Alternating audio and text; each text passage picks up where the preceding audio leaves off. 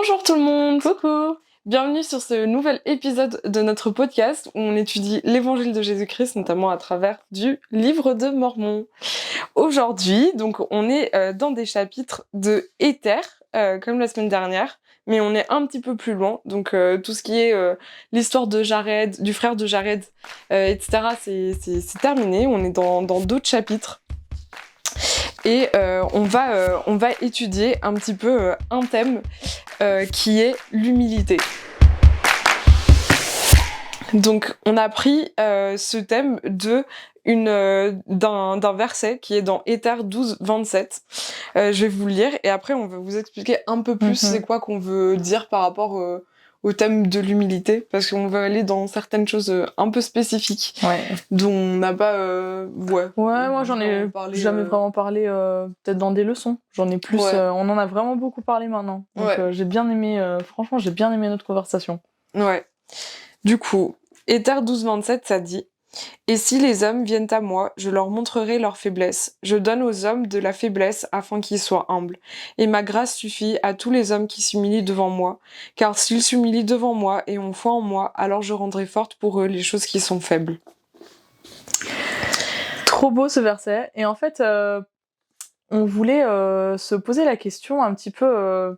parce que là, on nous demande de devenir humble. Dieu nous demande de devenir humble. Et on s'est posé la question, mais est-ce que Dieu est humble lui aussi? Et est-ce que Dieu a besoin d'être humble lui aussi? En fait, c'est une question qui nous est venue parce que c'est une personne de notre entourage qui, par contre, elle, en a parlé durant une de ses classes. Et durant la classe, justement, il y a eu cette idée que Dieu n'avait pas besoin d'être humble. Et du coup, ça nous a un petit peu travaillé et on a voulu chercher la réponse parce qu'on ne savait pas la réponse à l'époque. On s'est dit, on croit qu'il est humble, mais qu'est-ce qui montre qu'il est humble? Et voilà, on a voulu un petit peu chercher quelques écritures et faire des liens entre les écritures justement pour vous amener une réponse. Et on espère que la réponse va vous plaire et va vous satisfaire autant qu'à nous, quoi. Exact. Et d'abord, pour commencer un petit peu, on voulait vous parler des vertus du Christ. Moi, je sais que surtout quand j'étais en mission, on m'a beaucoup parlé. Enfin, il y a un chapitre dans un manuel qui nous prépare pour être missionnaire qui est concentré sur les vertus du Christ, et je l'ai beaucoup étudié quand j'étais en mission. Je crois que c'est le moment où j'ai le plus étudié les vertus du Christ. Et en fait, on prend ça comme exemple parce que une des vertus du Christ, justement, c'est l'humilité. Et je trouve que ça rentre dans la réponse qu'on veut vous donner, parce que pour moi, le Christ, c'est l'expression en fait du Père, de Dieu. C'est la personne qui le représente. C'est la personne qui va agir comme Dieu agirait, ou en tout cas va être parfaitement unie et coordonnée en fait avec Dieu, et en lequel Dieu a une confiance totale. Et donc le fait qu'il soit humble, pour moi ça montre que Dieu, il doit avoir cette caractéristique, que pas seulement qu'il doit l'avoir, mais qu'il en a besoin et qu'il doit la montrer. Et qu'il la montre en fait, par plein de choses. Et justement, on a trouvé, c'est une phrase très courte, mais dans l'application de l'évangile, il y a une partie qui parle de l'humilité dans Sujet et Questions, et ça dit « Jésus-Christ est notre plus grand exemple d'humilité ». Et ça, j'aime trop, parce que voilà, le Christ, on sait que c'est notre exemple.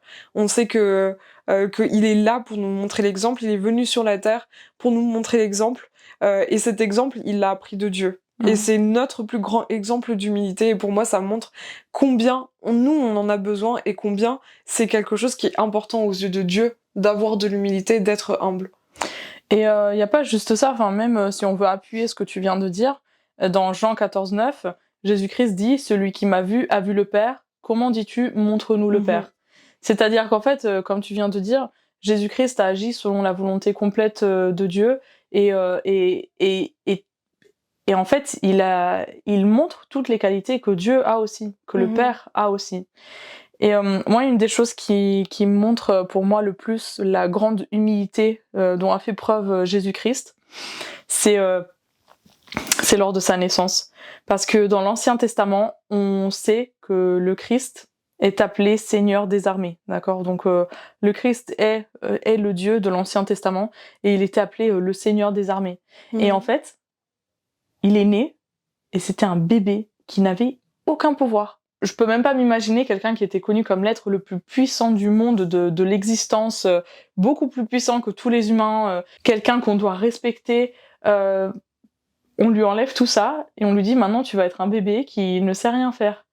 Qui a sûrement dû être allaité par sa maman, on lui a sûrement changé les couches. Sûrement comme tous les bébés, même on lui a donné à manger peut-être avec la cuillère ou je sais pas les ustensiles qui étaient utilisés à cette époque-là pour ses premières années. Il était complètement dépendant de Marie et de Joseph. Joseph n'étant même pas son vrai père entre guillemets. Bon, il était son père terrestre, mais son père c'était Dieu.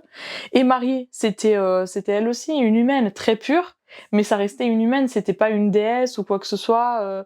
Et en fait, il était complètement dépendant d'eux, alors qu'avant, c'était l'être qui était le plus vénéré du monde entier, quoi. Et moi, je trouve ça incroyable. Ça, c'est une preuve d'humilité pour moi gigantesque. Ouais, carrément. Et oui.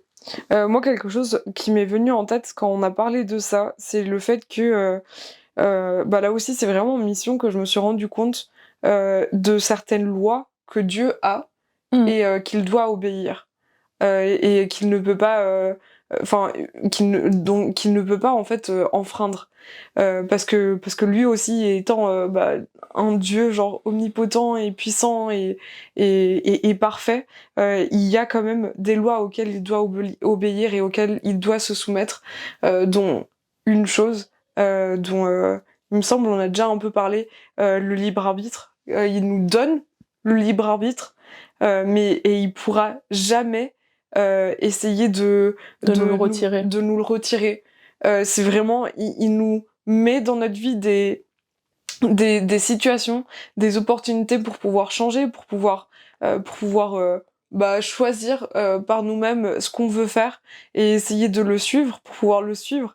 Mais il nous forcera jamais de le faire. Et ça, je trouve que c'est aussi un puissant facteur qui montre que combien Dieu est humble et combien il doit être humble pour se soumettre à des lois alors que lui-même il pourrait se dire je suis parfait, je sais tout, je fais tout genre extrêmement bien, donc pourquoi est-ce que j'aurais besoin de me soumettre à certaines lois qui pourraient me réduire genre en puissance ou qui pourraient peut-être mais oui, mais aider parce les hommes à croire en moi. Mais oui, mais parce qu'en plus, il le fait parce que tellement de personnes croient que Dieu n'existe pas parce qu'ils ont le libre arbitre de faire ce qu'ils veulent et ils se croient tellement puissants qu'ils ne croient pas en Dieu. Et en fait, Dieu est soumis à ça. Il voit ça tous les jours. Il pourrait être plein d'orgueil et dire non, moi je suis meilleur qu'eux, du coup je vais leur montrer, je vais leur enlever c'est leur folie de grandeur, je vais les faire retomber. Il ne le fait pas. Il nous enlève pas le libre arbitre. Ouais. Et il nous regarde avec humilité, avec amour. Et ça, c'est une autre chose de laquelle on voulait parler.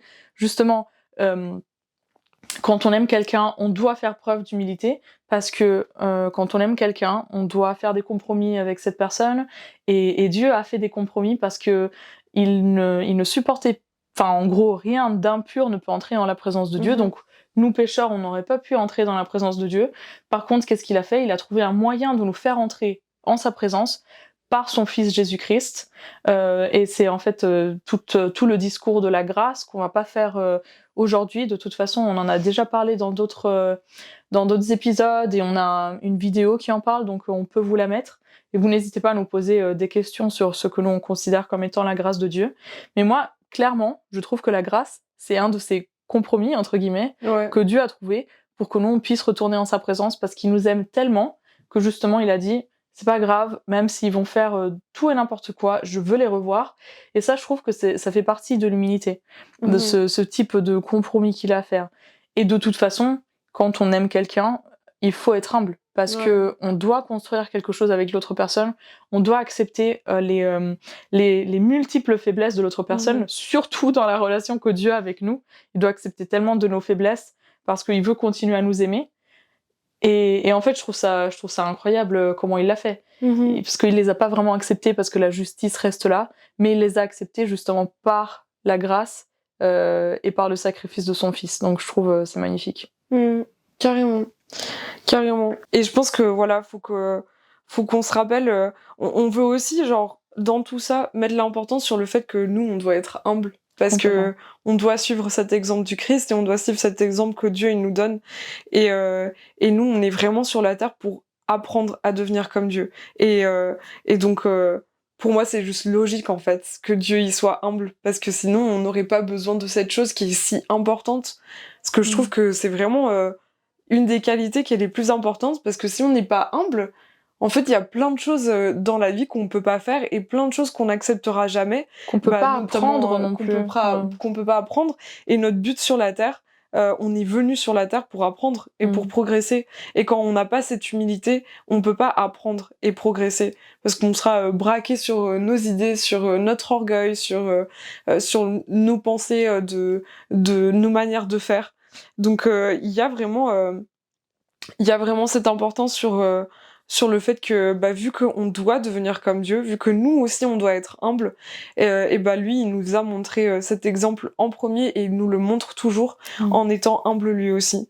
Et une phrase dont on a pensé qui me touche beaucoup, c'est le fait que Dieu n'existe pas s'il n'est pas humble. Je pense que c'est une des essences de Dieu, le fait d'être humble, d'avoir de l'humilité. Et je trouve ça trop beau parce que pour moi, ça montre vraiment, comme tu disais, ça montre vraiment que c'est un Dieu d'amour. Pour moi, l'humilité, ça représente tellement cette soumission, cette compassion, cet amour pour les autres, cette patience, la générosité, enfin toutes ces vertus très positives et qui très divines. Ouais, très divines, ouais, carrément. Et très sacrées, qui nous élèvent, en fait. Et pour moi, Dieu est ça. Dieu est comme ça. Je le verrai pas d'une autre manière. Et je pense que on nous enseigne à le voir de cette manière aussi. En tout cas, dans notre religion. Ouais.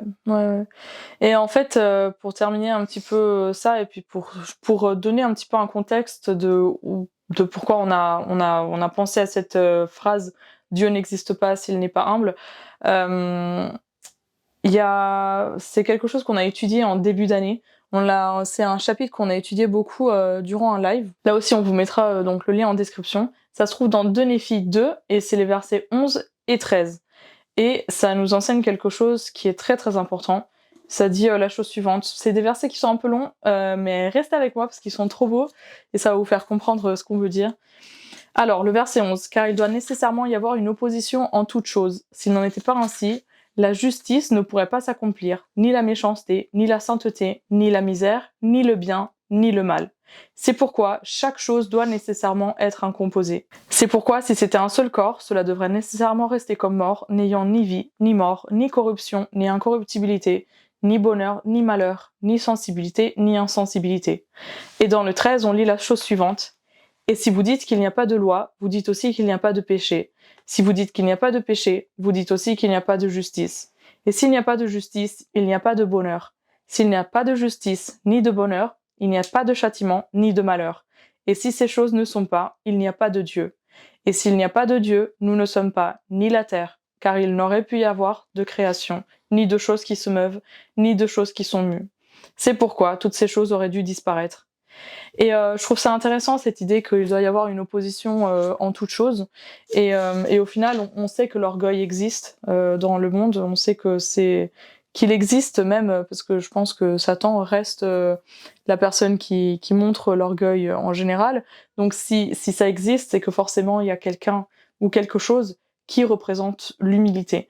Et dans Moroni 7:12, on lit « C'est pourquoi tout ce qui est bien vient de Dieu, ce qui est mal vient du diable. Car le diable est ennemi de Dieu et le combat continuellement, et invite et incite continuellement à pécher et à faire ce qui est mal. » Satan et Dieu sont réels, leur opposition en toute chose est complètement réelle. Si tout ce qui est bon vient de Dieu, c'est que forcément l'humilité vient de Dieu. C'est-à-dire que Dieu a l'humilité en lui, Dieu nous nous enseigne l'humilité.